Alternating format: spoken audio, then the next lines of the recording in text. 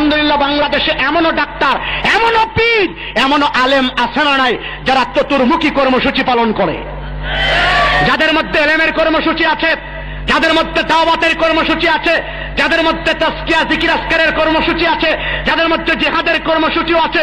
এরকম চতুর্মুখী কর্মসূচি ওয়ালা কোন আলেম, কোন পীর, কোন নেতা বাংলাদেশে 2-4 জন আছে না নাই? যদি ওইরকম কোন আলেম পেয়ে যান, ওইরকম কোন নেতা পেয়ে যান, ওইরকম কোন পীর পেয়ে যান, তার পিছনে আপনারা আনুগত্য করার চেষ্টা করুন, দেখবেন সমাজ সুস্থ হবে, জাতি সুস্থ হবে, রাষ্ট্র সুস্থ হবে, গোটা পৃথিবী সুস্থ হবে।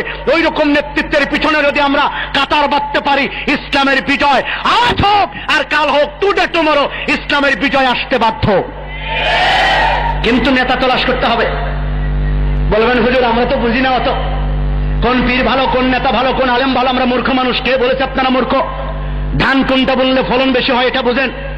আর যেখানে আপনার জান্নাত জাহান্নামের প্রশ্ন, যেখানে আপনার জীবন মরণের প্রশ্ন, যেখানে অনন্তকাল সুখ আর শান্তির প্রশ্ন, সেই পীরকে ধরার ব্যাপারে, সে আলেমকে ধরার ব্যাপারে, ইমাম নিয়োগের ব্যাপারে আপনার কোনো ভূমিকা ওইরকম জাস্টিফায় চিন্তা ভাবনা থাকার দরকার আছে না নাই?